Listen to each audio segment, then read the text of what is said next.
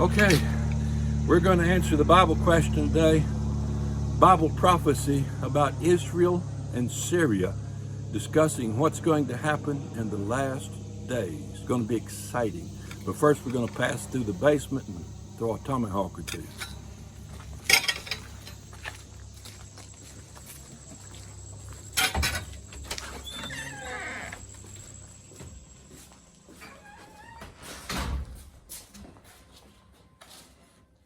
I'll get behind me where you can see me and the target.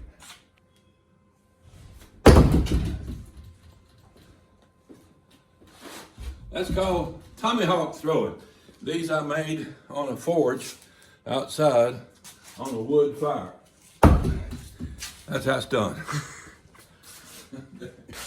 Okay, do you want to know something about what's happening right now in Bible prophecy? There are Bible prophecies being fulfilled today, right now, over in Israel and Syria. Prophecies that were made hundreds and thousands of years ago, 2,500 years ago and more. So we're going to be looking at that. What are the last days? What happens in the last days? You're living in the last days, and you're going to see those Bible prophecies. The last day appears in the Bible 16 times. Last days, plural, appears 8 times. Of those 8 times, 3 appear in the Old Testament. So you see it here on the computer screen.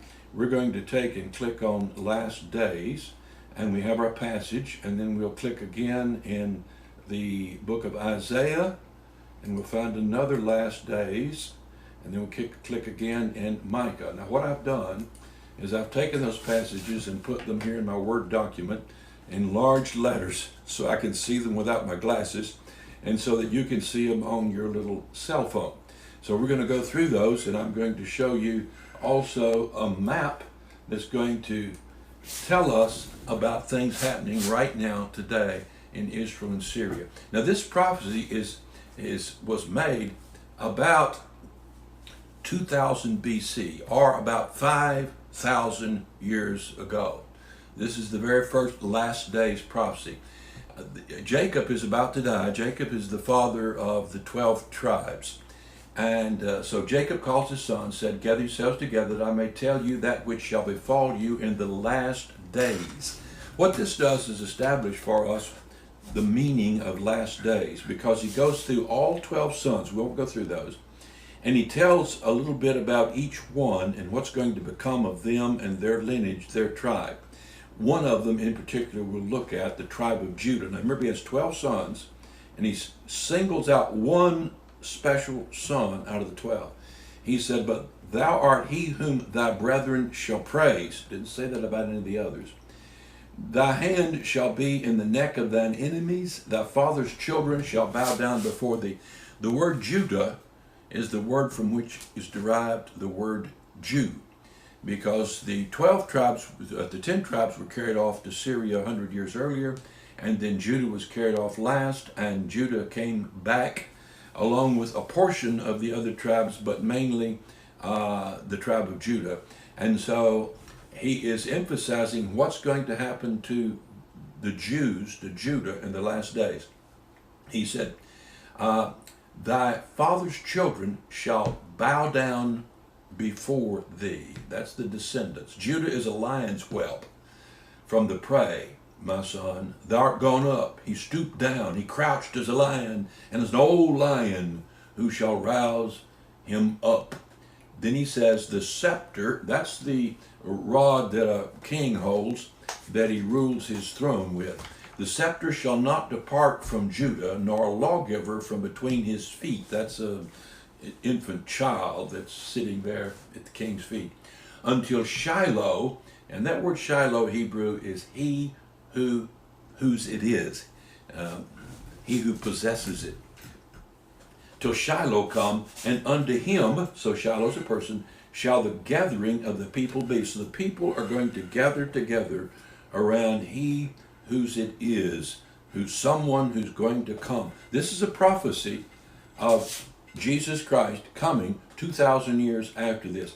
Now the Bible predicts the nation from which the world's Messiah will come, the nation of Israel. And then it predicts the very tribe from which he'll come. 12 tribes, so he eliminates 11 tribes and singles out one tribe. And then it predicts the family line. In other words, out of the tribe of Judah were hundreds of family lineages.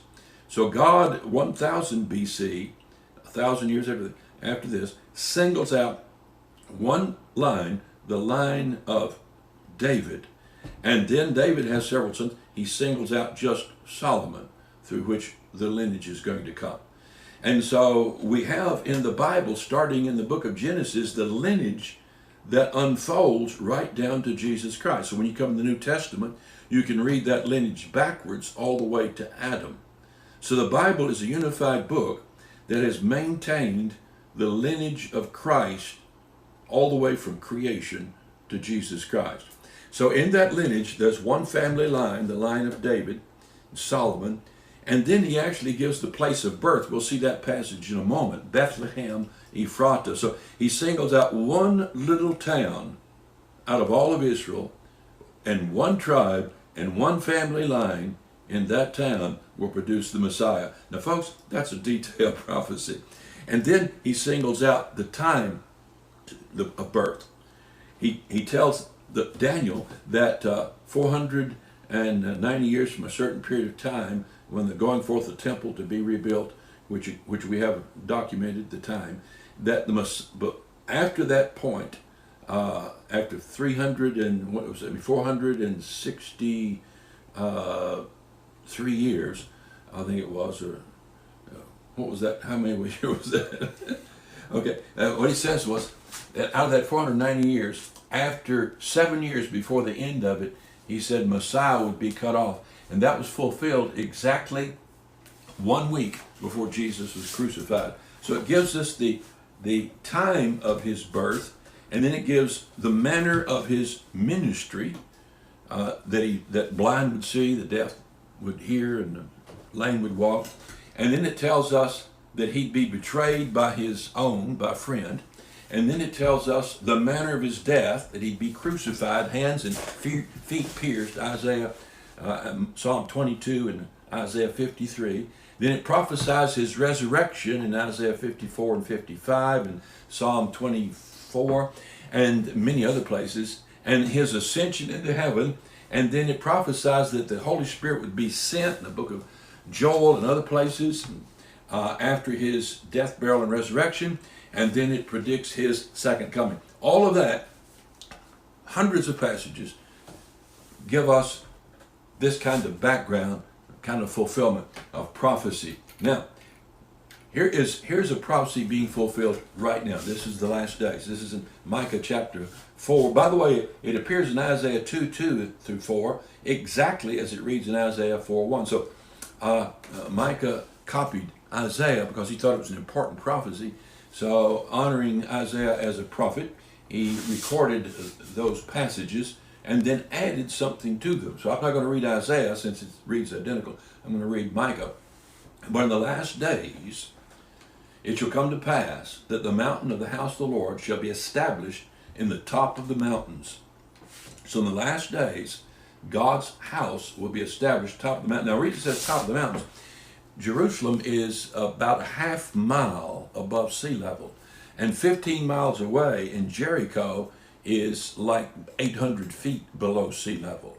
So if you stand in Jericho 1,500 miles away and look up, you're looking up a mountain that's almost 2/3 of a mile high. In the last days it shall come to pass that the mountain of the house of the Lord shall be established to the top of the mountains, and it shall be exalted above the hills, and it is, if you go to Jerusalem. And the people, here's key, and people shall flow unto it. So in the last days, people from all over the world are going to flow into Jerusalem.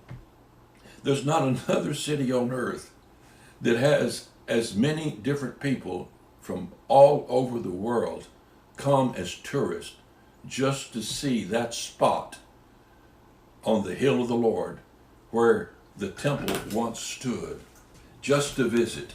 People shall flow into it, and many nations shall come.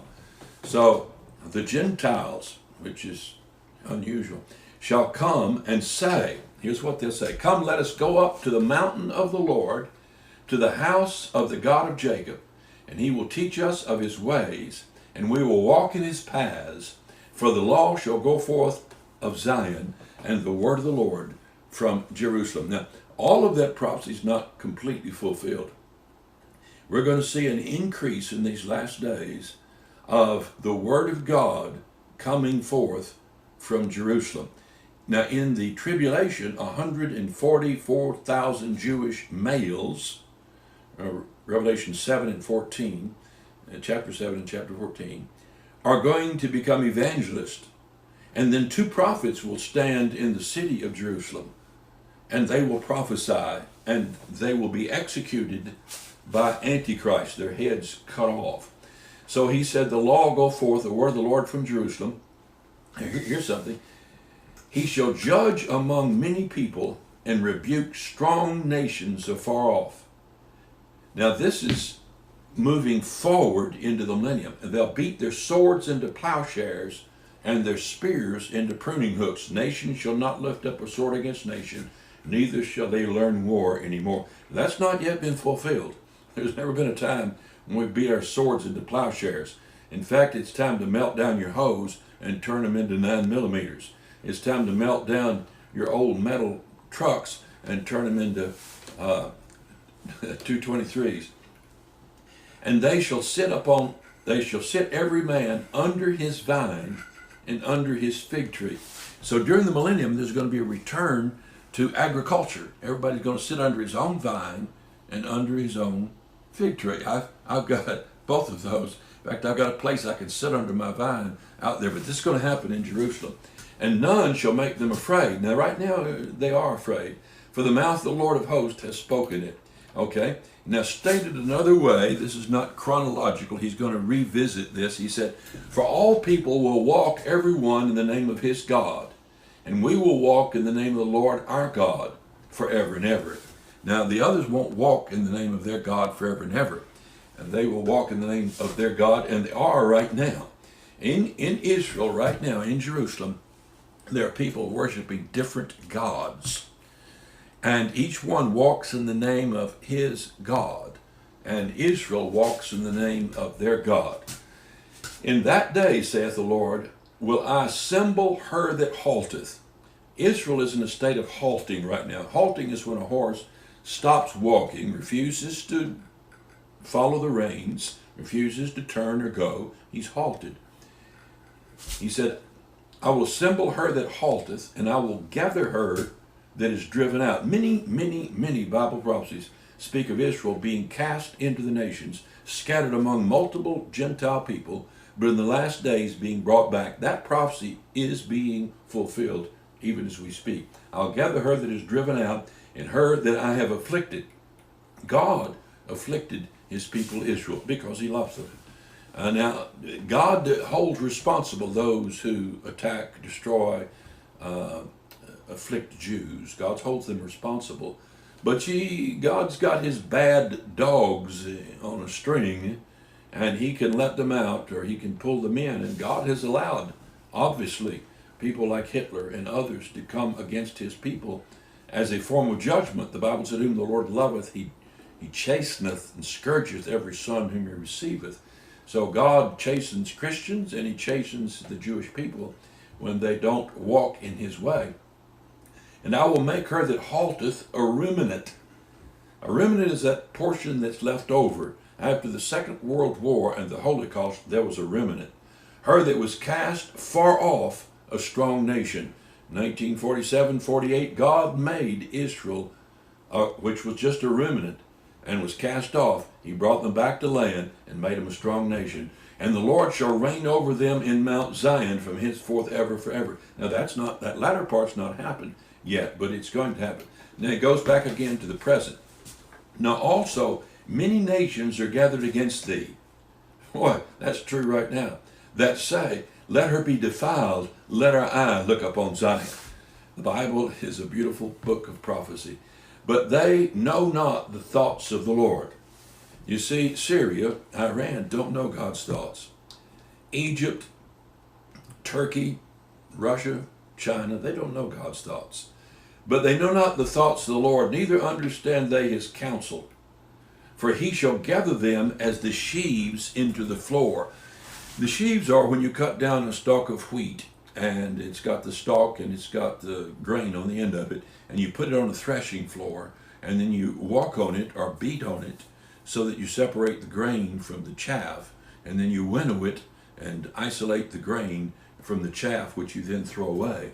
He said, for he shall gather them as sheaves into the floor. These are these nations. Arise and thresh, O daughter of Zion. So God tells Israel to prepare to stomp on those nations that are their enemies. For I will make thine horn iron.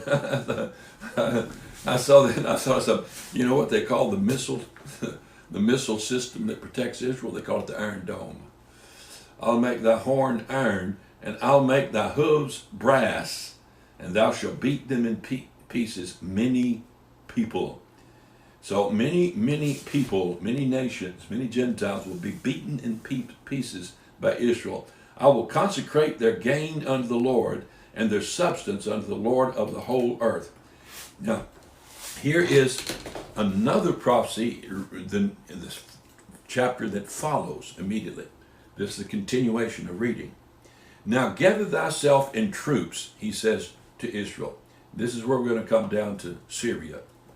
Gather thyself in troops. In other words, prepare your military. O daughter of troops, he hath laid siege against us. They shall smite the judge of Israel with a rod upon the cheek. Now, I think this is a double meaning. It applies first to Jesus Christ. But thou, Bethlehem Ephratah. Now this is the little town in Bethlehem where Jesus was born. Though thou be little among the thousands of Judah. Remember, the tribe of Judah would produce the Messiah. And the tribe of Bethlehem, we find out, is going to be the town. Yet out of thee shall come forth unto me he that is to be ruler in Israel. So you see what he's dropped back in his prophecy and told us about the origins of the one who's going to rule in this near future event. Out of thee shall come forth unto me he that is to be ruler in Israel, whose goings forth, his existence, his activities, his movements, have been from of old. In terms of old, they've been from everlasting. In other words, there's never been a time when the goings forth of Jesus Christ were not taking place.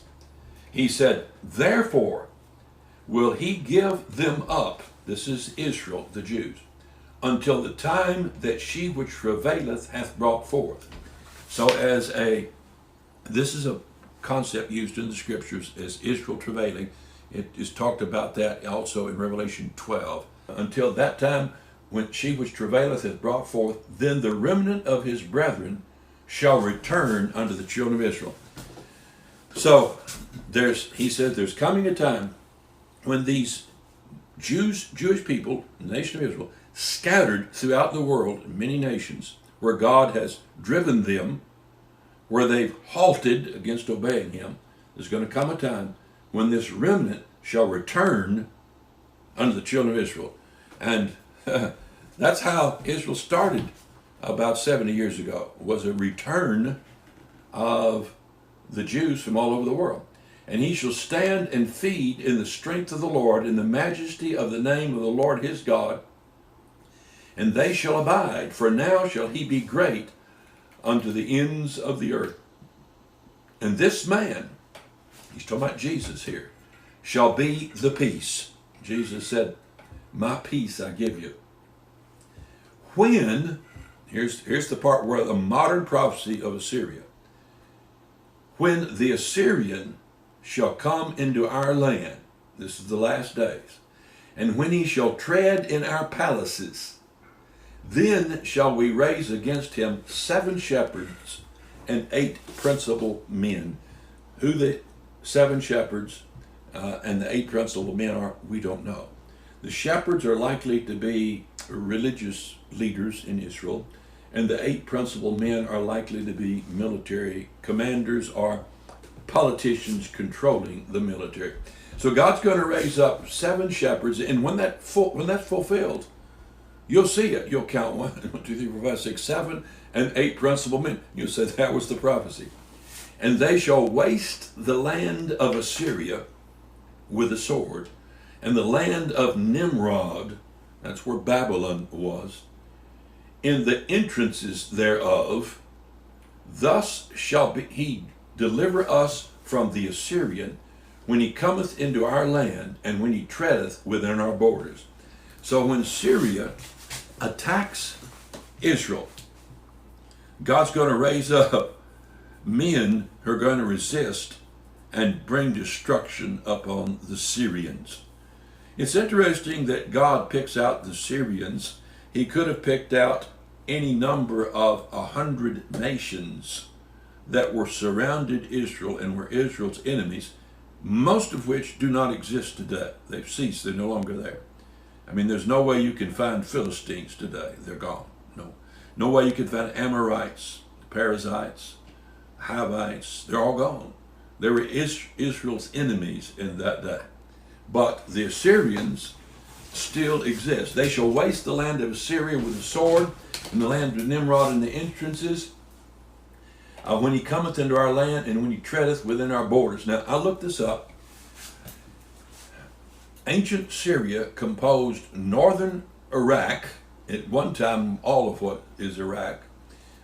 Syria existed over a period of several hundred years, and so it expanded and shrunk. Southeastern Turkey, northwestern Iran, and southeastern Syria. So the Syrian communities that are still left in Assyria, there's Syrian communities still left in Syria, numbers 400,000 people. In Iraq, 300,000 Assyrians. And in Iran, there's 20,000 Assyrians. And in Turkey, there's somewhere between 15 and 25,000 ancient Assyrians. So that people group, that bloodline still exists in that land. Okay, here is a map of the ancient Syrian Empire. This is at its greatest. It wasn't always this large. You see right here is Jerusalem. And this is the Dead Sea, and this is the Sea of Galilee, Gennesaret, right here. And so this basically is all of Israel. That's it. It's very small. And then here is Syria, and we call this Lebanon now up in this section. And then here is Iraq, Nineveh, Tigris, Euphrates rivers. Down here would be Kuwait. This is over in a portion of Iran, a portion of Turkey, right in here.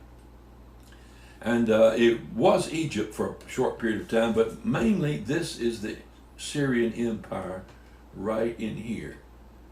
And that comprises most of Syria, modern Syria, and a portion of Iran, and a little bit of Turkey right in there. So that's the place that the Bible speaks of, and so you can see it on a map now and know what we're talking about. Now here's what he says.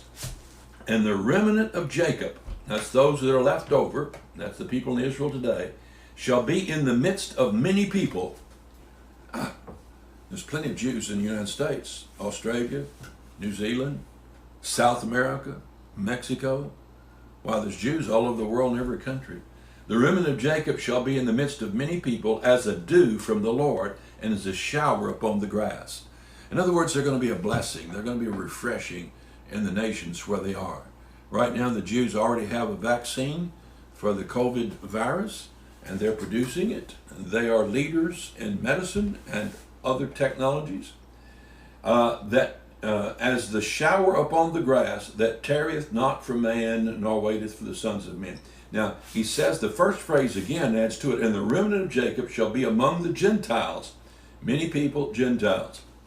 In the midst of many people, as a lion among the beasts of the forest. A lion is to be feared. He's fierce. As a young lion among the flocks of sheep. Young lions tear the sheep. So Israel's going to be in this dual capacity. They're going to be a refreshing dew that causes the crops to grow among the Gentiles, among the people. But they're also going to be a fierce lion. A lion that brings great destruction. A young lion among the flocks of sheep, who, if he go through both, treadeth down and teareth in pieces, and none can deliver. Thine hand shall be lifted upon thine adversaries, and all thy enemies shall be cut off. So, if you lived in Israel today, you'd be close to a bomb shelter. You'd have a concrete roof, at least a foot thick, with reinforced rebar. And you'd be listening for a siren to go off, which gives you anywhere from 20 seconds to half a minute, 40 seconds or so, to get to cover before a rocket hits your house or your yard and kills you. And so the Jews, many of them, live in fear and anxiety every single day. But there's coming a time real soon when they're going to rise up as a lion and they're going to destroy the Syrians. They're going to wipe them out. Now, this is not the prophecy of Ezekiel 38 and 39. We went through that. You'll want to look at that one. That's a special prophecy. This is a different thing. This is dealing right now with what's going on over there.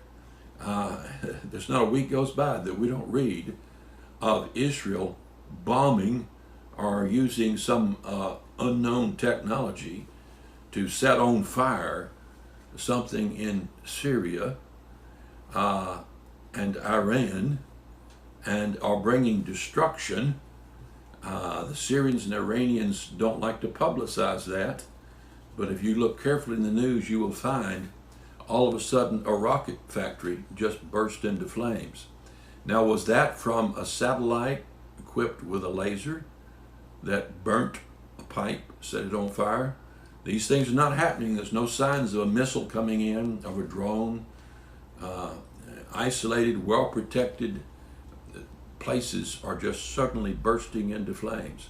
Israel is a lion among the sheep, and they don't know the thoughts of the Lord, the Gentile nations, to realize that God's standing with Israel and will continue to.